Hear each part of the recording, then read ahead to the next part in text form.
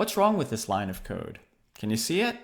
That's right, array lists cannot contain ints. Array lists can only contain objects. And as a matter of fact, if I click on the error, it says required reference, right? It must be an object found int.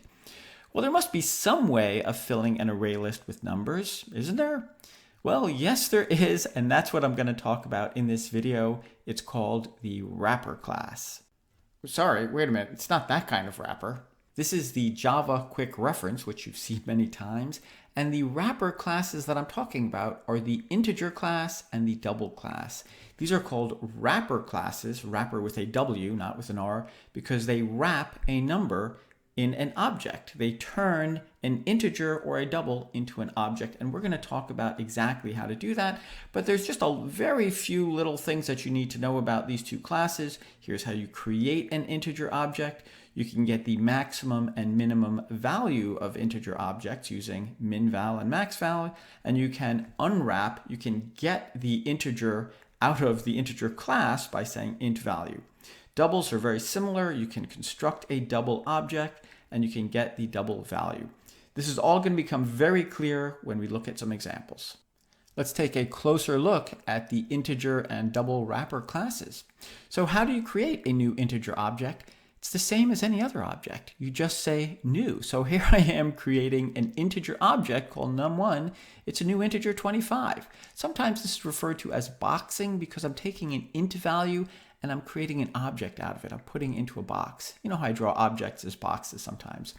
So how do you get the int value out of the box? How do you get the int value? So here I am making an int value called value1, and I'm running the method int value, and that returns the value as an integer. It's called unboxing sometimes. The integer class also provides you with a couple of constants. You can get the maximum value that an integer can be and the minimum value that an integer can be. And so here I am setting big num and tiny num to the maximum and minimum values.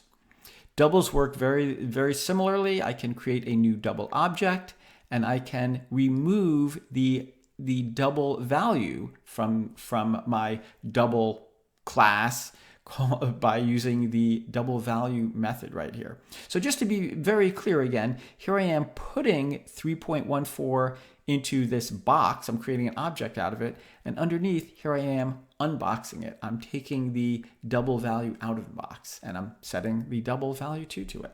Now in some situations Java will automatically box or unbox. It's called auto boxing. Your value. So for example, if I say integer int b equals 34, Java will automatically run the constructor and put 34 in it.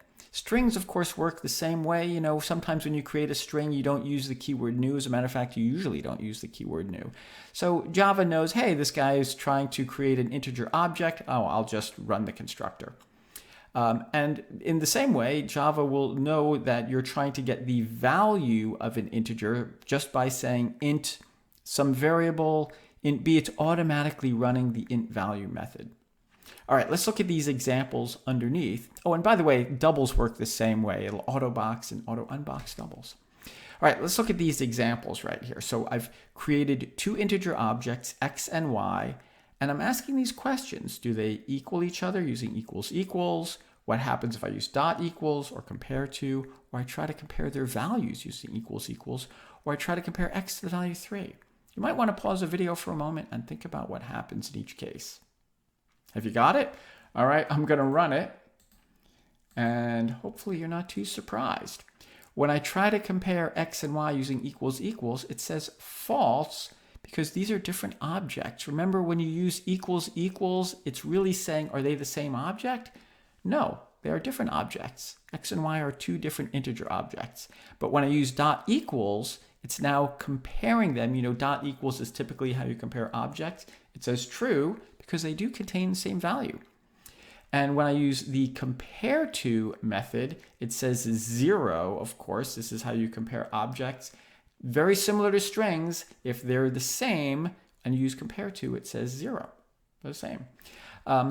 In this case, when I try to unbox my values here and then use equals equals, it says they're true because I'm now comparing the int values, not the int objects.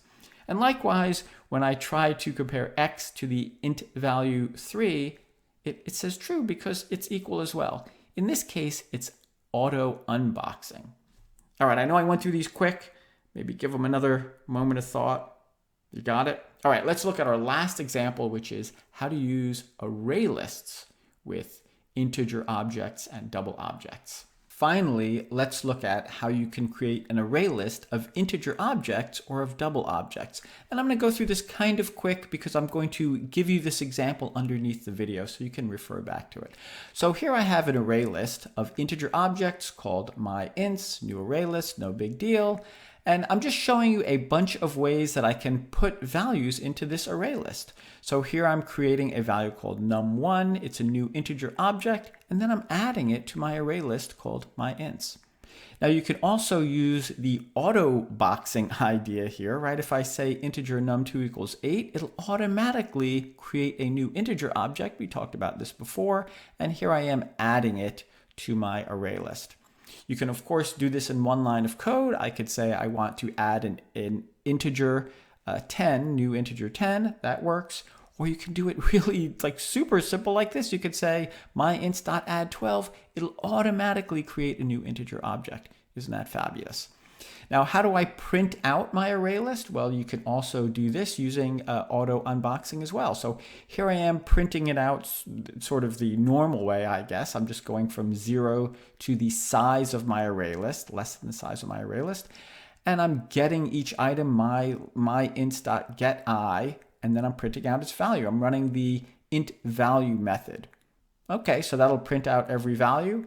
Now, underneath it, I have an example showing you don't even need to use the .int value. It'll automatically unbox. So when I say myInts.getI and print it out, it'll automatically unbox it and just print out the number. No big deal. Let's look at a quick example with doubles. So here I am creating an array list of double objects called mydubs, new array list. And just like with ints, you can auto box them by just saying mydubs.add 10.5, right? I don't need to create a new double object. It automatically is creating new double objects and putting them into my array list. And likewise, I can also print out the contents of the array list by just making a simple for loop, going to the size, less than the size, and then saying print mydubs.getI. Again, I don't need to unbox it explicitly. It's happening automatically. All right, that was pretty quick, but I'm giving you this as a reference to refer to underneath the video, and that should be enough for you to get started with the wrapper class.